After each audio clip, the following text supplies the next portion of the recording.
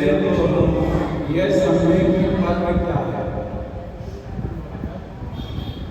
जो आत्मा को पवित्र करे या जिससे परम पद प्राप्ति की प्राप्ति हो, उसका नाम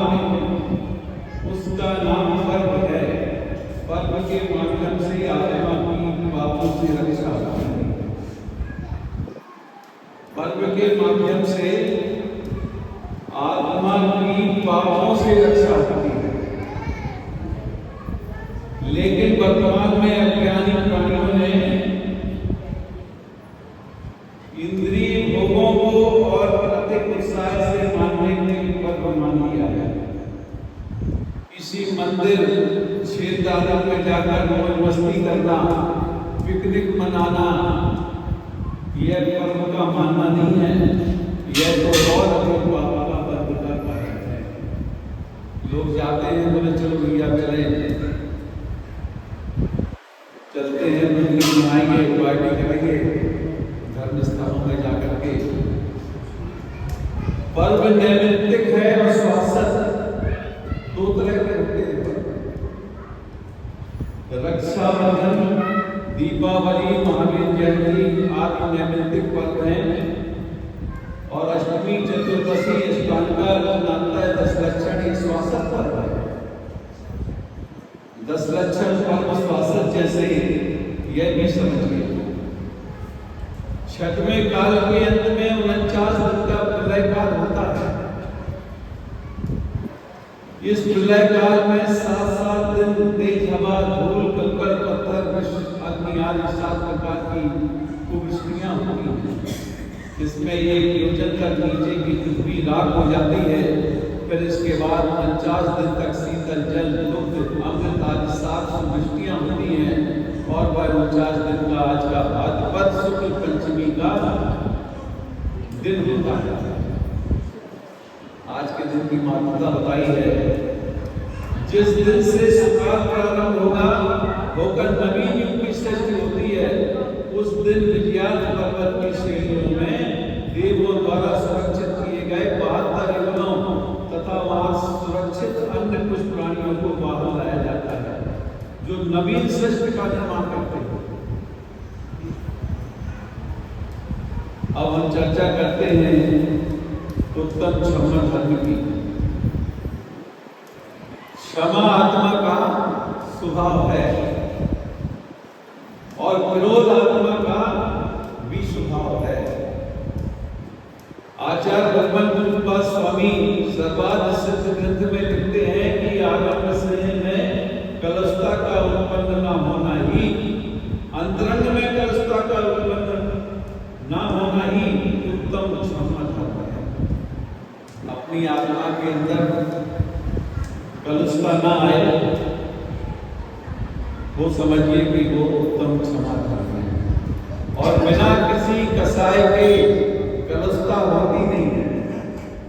क्या लिखते हैं कि बिना किसी कसाय के कलुषता होती नहीं। वैरंग में व्यक्ति कितना भी शांत क्यों ना हो, यदि अतरंग भावों में कलुषता है तो वहां किंचित भी क्षमा नहीं है। अगर हमारी आत्मा के अंदर थोड़ी भी कलुषता है और बाहर से दिखने में हम शांत दिखाई दे रहे हैं, तो आचार्य कहते हैं कि वो क्षमा नहीं है, बल्कि मायाचारी का बंध और पड़ेगा आपको।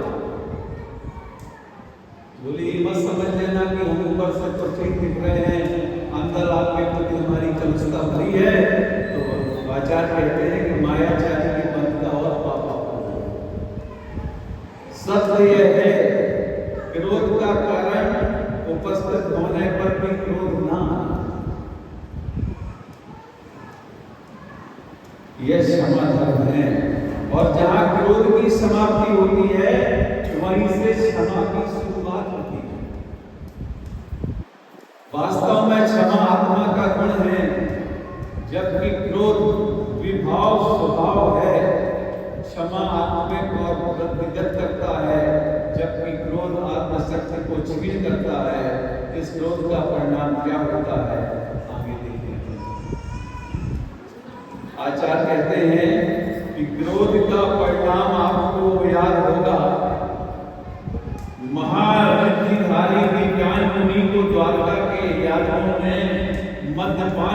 ऐसे में इतना सताया, लाठी पत्थरों से मार मार कर बहुलहान कर दिया, तो क्षण भर के विरोध नहीं आया। वह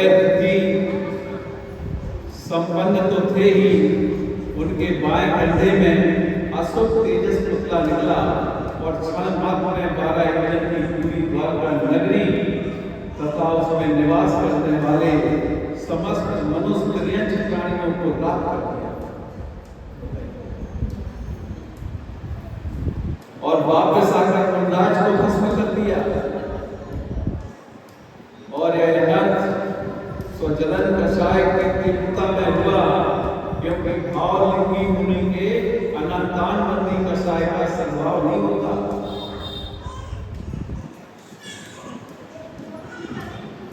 कहने का तात्पर्य है कि जरा सा क्रोध भी कितना अनिष्ट कर सकता है। इससे यह सिद्ध हो जाता है कि जीवन में अनेक घटनाएं देखने सुनने को मिल जाएंगी, जिनके कारण अच्छे हंसते खेलते परिवार की भेंट चढ़ जाती है।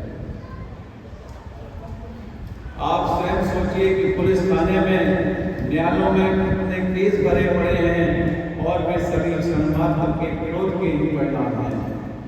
बुंदेलखंड में कहावत है कि जल, जोरू, जमीन अर्थात धन, स्त्री और जमीन, ये तीनों इस अनर्थ के मुख्य कारण हैं।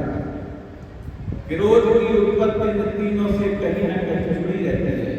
इसलिए एक महत्वपूर्ण बात आप सुनिए, किसी बात का सिद्ध निर्णय न कीजिए।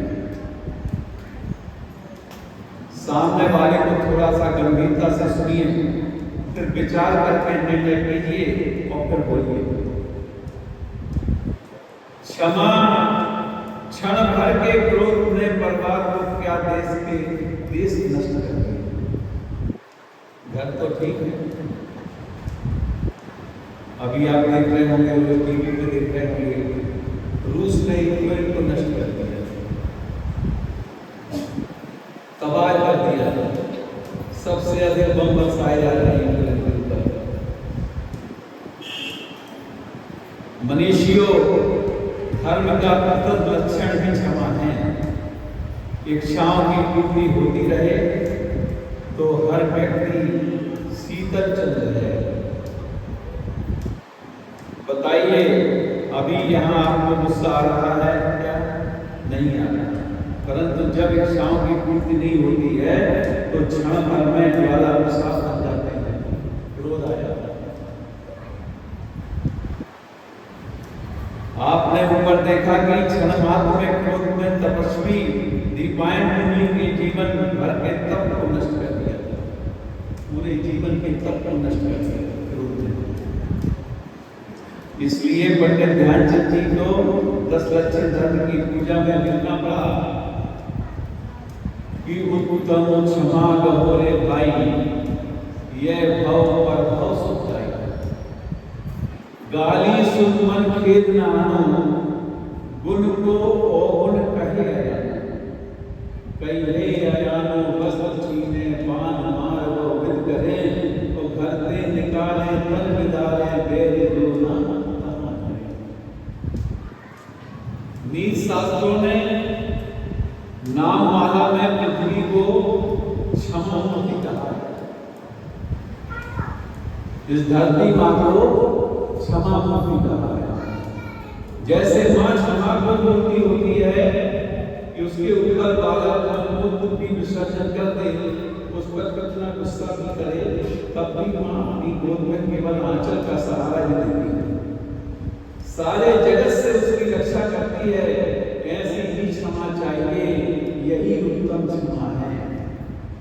क्षमा के महत्व को समझिए। हम आप सब पढ़ लेते हैं और भूल जाते हैं। देखिए, क्षमा के बारे में कितनी बड़ी बात आती है कि कोई कितना ही गुस्सा करे तब भी माँ अपनी गोद और आंचल का सहारा देती है, सारे जगत से उसकी रक्षा करती है। ऐसी ही क्षमा चाहिए, यही उत्तम क्षमा है। क्षमा का परिणाम ऐसे ही अनेक महान तपस्वी उपसर्गजयी युवराज भी हुए हैं, जिन्होंने अत्यंत कष्टदायी असहनीय उपसर्गों का सहन किया है। आचार्य धर्मकाल के स्वामी उद्देश्य चाहिए कि जब उनके ही बहनों ने उनके पूरे शरीर के मांस को वसूली से छीन लिया, मां को बहन के द्वारा भाई को नमस्कार करने पर जबकि कार्तिकेय स्वामी का तो कोई अपराध ही नहीं था, लेकिन इतना होने पर भी क्रोध की रेखा तक महाराज श्री के चेहरे पर नहीं आई, एक छोटी सी भी रेखा नहीं आई उनके चेहरे पर क्रोध की। यह है उत्तम क्षमा भाव। ऐसी उत्तम क्षमा मात्र धारी के होती है। वैसे क्षमा तो सब में होती है, क्योंकि क्षमा तो आत्मा का धर्म है, किंतु निमित्तों के मिलने पर कितना संभाल पाते हैं स्वयं को।